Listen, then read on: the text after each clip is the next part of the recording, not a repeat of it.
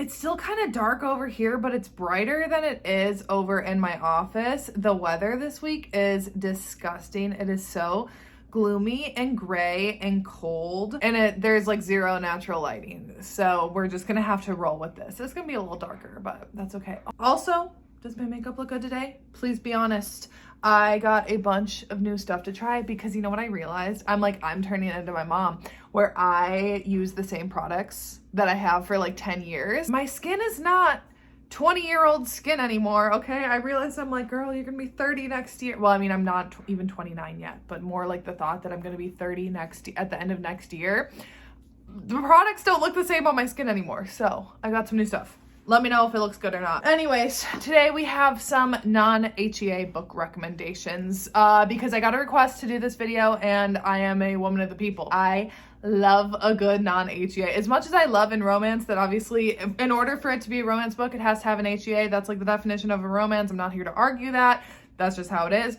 So technically, none of these books could be actually, one of them could be classified as a romance because it's a love triangle. So I'm calling it non-traditional because it literally wrecked my heart, and I still think about this book to this day, and I read the epilogue all the time just when I feel like crying. So I'm including that, even though it's technically a romance. It's just a love triangle that hurt my soul. It hurt some old wounds within me, but otherwise all of these technically are non-traditional HEAs, so they cannot technically be classified as a romance. So I would call them more like love stories, I guess. Without further ado, let me shut up and get into it, because also I haven't gotten a video up to you in a while, so let's just jump in. So first up, let me get the two out of the way that I don't physically own. Full Tilt by Emma Scott. So this is the first book, and I think it's called the Full Tilt Duet. In all honesty, I haven't even read book 2 because book 1 wrecked me. So this one follows our heroine. She is an aspiring rock star, like aspiring musician. She's a guitarist, and she's like right on the brink of stardom. And she has a lot of demons though, and she really struggles. I think it's with alcohol. I don't think drugs. I think it's just alcohol that she really struggles with. And after a show one night in Las Vegas, she ends up on her limo driver's couch the next morning. Like, she wakes up and she has no idea how she got there. And the limo driver ends up being our hero. I think his name's Jonah. Am I wrong on that? I think his name's Jonah. But she ends up waking up on his couch, and he's an aspiring artist. Like, yes, he's a limo driver, but he's also like a glass sculpture, like a blown glass sculpturist. And anyways, he's trying to get his art installation installed, but he is running on limited time. And basically their paths kind of cross with each other at a time that maybe neither of them thought that they would be looking for that. And it ends up being their love story. And I will just say, I actually did a vlog for this one. I did like a try not to cry reading vlog. I failed with this one. It's a very emotional book, obviously. I'm not gonna like spoil anything with any of these, but obviously with all of them, I guess prepare to cry. But it was a really beautiful story, and Emma Scott's writing just like continually, like her writing is just beautiful. I'm always blown away whenever I read a book by her. So anyways, we're starting off strong, and there is a book 2 in this duet. Like I said, I just have not personally read it. I was cool with leaving it where we left it. Okay, then the other one that I don't own, but I would love to bind one day, and yes, it is a fan fiction, so sorry, you can skip ahead if you're not interested in fan fiction at all, but that is Secrets and Masks by Emerald Slytherin. This one is a Draco and Hermione fan fiction, where obviously they are on opposite sides of the war, and Hermione is kidnapped and basically used as a weapon against the Order, and Draco is the one who basically uses her as a weapon.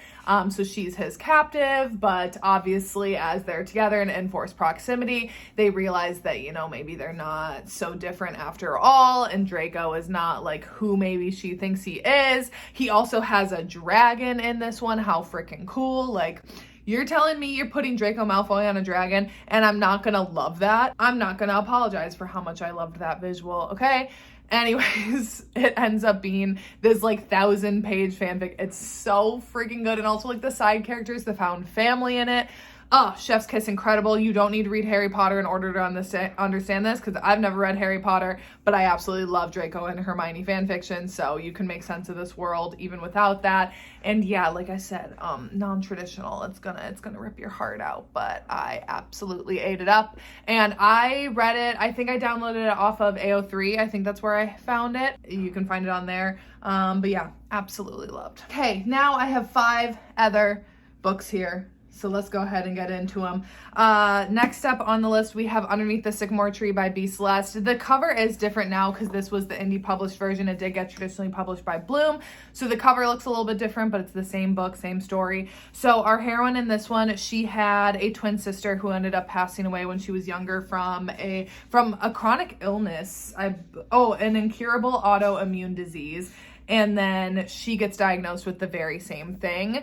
So her mom basically she just can't handle seeing her daughter kind of like deteriorate, another daughter of hers like deteriorate. So she ends up going to go and live with her dad and his new wife, who then she also has a new stepbrother. And when she ends up arriving to be with her dad, like she's never really been around him, like he hasn't really been a part of her life, but he is trying to change. And like now that he has this kind of like more stable life, he's ready to involve her in that. And she just really doesn't want to be a reminder to her mom of what she's already lost and what she's going to lose a second time. So she ends up going to go live with her dad and be with him and start to kind of get closer to him. And when she first arrives, she ends up meeting her stepbrother, who is not very happy to have her there. He's just a little bit of a dick and just, I would say, misunderstood. But slowly, as they start to get to know each other, feelings form that neither of them should be having. And obviously, so it's step sibling, it's forced proximity. Yeah, let me just tell you, shattered me. Plus, there is a novella called All the Shattered Pieces. Also shattered me. I loved that novella as well. I love this book. It's one of my favorite by B. Celeste. Obviously, it's very, very sad. So just fair warning. But I absolutely loved it. And Emery and Caden truly they're like a standout for me. Like I think I will just remember them forever. Now, we got my most recent one on this list that I've read and my favorite book so far that I've read, or favorite duet that I've read so far this year. And some people argue if it's a romance or not. I'm going to technically classify it as, I would never say that this is a traditional romance, okay? Because even though it is a love triangle-ish, it still would be non-traditional in my book, and that is The Torment Duet by Dylan Page. I've talked about this a lot, mostly because I have not really read a lot this year that has dug its knife into my chest like this has. I'm obsessed with this. So this one follows our heroine Mina, and when she is young, I think she's 7, her mom is a single mother and ends up meeting this guy. They end up falling in love, they end up getting married, and she ends up coming into the fold. But this guy is a member of a biker or an MC club. So then she gets kind of adopted in that whole lifestyle. And her new stepdad also has a son. How many years older is Shay? Is he maybe 15 and she's 7? So he kind of at first is her protector a little bit and kind of, watches out for her in terms of the club business and everything. And slowly but surely over the course of her life, where then you bounce back and forth between past, when she first meets him, gets introduced to the family, whatever, and present, where something very tragic has happened and she's now 17 and trying to navigate that loss, but then also what she's going to do moving forward as Shay and hers relationship shifts. I will just say, definitely check your trigger warnings on this. This is a very dark and messed up duet. It is a very, very toxic romance, very toxic situation that Mina is in, that her mother ended up being in. But oh my God, I couldn't stop reading. I could not put this down. And truly, book 2 was my favorite out of the 2. Loved book 1, loved all the setup done in this one. Book 2 was my favorite. And dear God, the ending of it. Yeah, so I'm classifying this as non-traditional. You just have to pick this up. Truly, it had me questioning so many things as I was reading it, of being my morals are getting pushed. And I like that feeling. I like being kind of uncomfortable a little bit when I'm reading and kind of wondering how am I supposed to feel about this? So just trust me and pick it up. But it's not traditional. Next up, let's go with a bit of a tamer one then before we get into the next one that is one of the most taboo books I've ever read in my entire life. But this one, this was a favorite. I forget, did I read this in 2023? I think. And if you were around on my channel at the time, I used to talk about this book all the time because truly it is a standout book for me. Where the Mountains Meet the Sea by A.R. Breck. I was utterly, I still am gut-wrenched thinking about this book. And just, I was so not prepared when I went into this book. I hadn't really heard anyone talking about it at the time. So like, I didn't know what to expect, and I was truly blown away. Like, this book is so beautifully written. It's second chance childhood friends to like strangers to lovers, like right person, wrong time. Oh, so our hero and heroine, they first meet when both of their families buy like lake houses in Wisconsin. Shout out Wisconsin. We never get anything. So they originally like meet when they're like kids. They're like 7 and 8. And you see their like friendship growing, and then when they're going off to school together, I think like the first like 120 pages is them between like the ages of 7 to then like graduating high school. So there is a bit of their like childhood backstory, which normally I'm not the biggest fan of, but trust me, you need that foundation. You need to see that for them. Oh, just leads to so much. And yeah, it basically starts out Roman and Luna when they're kids, and then you see them like when they're teenagers falling in love and kind of like being each other's first boyfriend and girlfriend. And then Roman really has dreams of being a musician, going on the road, moving out to LA, making music and all of that. And Luna is a very talented ballerina, and she has dreams of going out to New York and going to, is not Juilliard. What's the ballet school out there? Is it Juilliard? I don't know. Going to like the ballet school out there and like being a dancer in New York. So their dreams really take them to opposite sides of the country. So then when Roman graduates high school and leaves Luna behind, that is when they are then separated and kind of go on their own separate journeys before they eventually find their way back to each other. But I can't even tell you the amount of things that these two go through on their own, and just like seeing how they still, no matter what they go through, they're still kind of like in the back of their head thinking of the other one. And then when they finally do find their way back to each other, I could cry just talking about this book, just thinking about this book. It's so beautifully written. These two are absolute soulmates. And I will hear no arguments. Argue with a wall if you don't think that they are, okay? Like, I will defend this book forever and always. I absolutely love this love story between these two. Have some tissues ready, okay? Don't read it in public. Don't read this one in public. Don't finish it in public. Okay, now this one is one that I don't actively recommend to, a ton of people, because it is the most taboo book on this list. And it was actually in my very first ever Banned, Forbidden, and Taboo reading vlog that I did on this channel. And I remember before I even started this book, I was like, I'm gonna hate this. I'm not gonna like it. Like, whatever. Immediately wrote it off. Forbidden by Tabitha Susuma. And this has stayed a favorite book of mine since 2020 when I read it. I think about this book on a very regular basis, and I want to reread it really bad. There's no audiobook for it.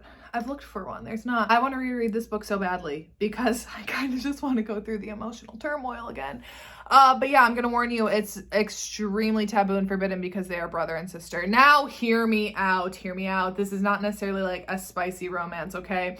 This is not that. So this one follows Lachlan and Maya, and their mother is like completely absentee and like neglectful of not only the two of them, they're only a year apart, they're the oldest. Lachlan's like a year older than Maya, but then also their 3 younger siblings. So the two of them are like completely parentified and take care of their 3 younger siblings. Like when one of them needs like comfort, it's up to the two of them to do that, to make dinner, to like make sure that they get to school on time. Like it is up to them truly to be like not only raising themselves, which they shouldn't have to be doing, they're literally kids themselves, but then also take care of their 3 younger siblings. And their dad is like not in the picture either, whatever. So you just slowly see how the two of them form this like trauma bond to each other, and how they start to get these really confusing feelings for each other when they're kind of playing the role of mother and father, and then also struggling so hard with their mental health, like both of them, but specifically Lachlan really struggling with his mental health. I will just tell you, this another one of those books where I was questioning how like my morals and questioning why I was rooting for the two of these characters, because I was like, this is wrong. Like, it's wrong. They cannot be together. But yet I was like, they somehow, like, the way that Tabitha Susuma wrote this, I was like, I'm somehow rooting for them. But like I said, very non-traditional. If you watch that, don't watch that vlog if you haven't read this yet, or unless if you don't want to and don't care about spoilers. But I literally cried for like hours after I finished this book. I cried immediately finishing it. I went in I had to shower that night, and I went in the shower and cried. I cried and cried and cried at the end of this book. It broke me, made me question things. But if you are open to giving it a chance, It truly is an incredible book. Okay, and I'm including this one last because technically this one is like the one that I would classify as a romance. It is a romance, okay? It's just a love triangle. And this one, only for me, like, I'm including this one because it's just, you know, the love story that I was hoping to get out of it didn't end up happening. So then it severely crushed me, and this epilogue broke my heart. Now, I know that this book hit me personally hard because of, like, personal past, you know, wounds that I don't think it's gonna hit for everyone else, okay? Like, someone else might read this and be like, why did that impact you so much? It's because of, you know, things from my past that this brought up and made me feel. But I'm gonna argue that it's still, like, you know, it doesn't really even fit on this list, but I'm including it anyways because, like I said, my love story didn't get chosen out of the two that were in this book. So even if it hurts by Marnie Mann, this one follows our heroine Chloe. So when she is in college, she ends up studying abroad over in Europe. I think does she go to London? I think. And while she's over there, she's obviously studying abroad, and she meets Oliver and they fall in love. They have a lot of firsts together. He shows her the city. He shows her his home. And they truly have this like whirlwind kind of romance. However, then obviously Chloe's time over there comes with a deadline. And when she gets offered her dream job back home in the United States, Oliver is like, I can't not let you take that. Like, you have to go. I won't be the one to hold you back in your career. Like, you need to go and explore this. So she ends up returning, and then slowly over time they drift apart. And then when she's back home, she ends up meeting Lance, and they end up falling in love. They end up getting married. They like have this whole life that they build together, and they're absolutely beautiful together. And they're this couple that everyone looks at and is like, you guys are it. Like, you're it. They're obsessed with each other. Well, then Chloe ends up getting an opportunity with her company to go and do some work in another, I think maybe Australia, like another company overseas. And when she arrives there, guess who is also now working at that same company? Oliver, her first love. So she's torn between her first love and the love of her life, her husband. So anyways, it ends up being their romance. Now, I will warn you, there is cheating in this. So just a warning on that. You know what? I don't want to like accidentally spoil anything. I will just say that truly, it's mostly the epilogue. It's mostly the last chapter of one of these heroes that like I read, and I just had to like stare off at the wall for a little bit. Like, it just like, it gutted me. So anyways, but like I said, it still has a HEA. It's literally just a love triangle. Like, it's not like some big dramatic tragic event happens. It's just a love triangle, where then I personally was severely affected by who she chose and who she didn't choose. So anyways, I'm just including that at the tail end there. Anyways, that is it for my non-HEA book recs that I have for you. If you have any non-traditional romances, which I know then like technically whatever, you know what I mean. If you have any non-traditional endings to like love story romance books that you want to recommend, please leave them down below. I hope I didn't forget about any. I feel like I am, but also like I went back through my Goodreads and I don't think so. So I don't know, whatever. Let me know if there are any that you would recommend. But yeah, that is it for today's video. And I don't know what's going to be going up next week. I don't know. I'm gonna be honest, guys, I haven't read in like a week and a half.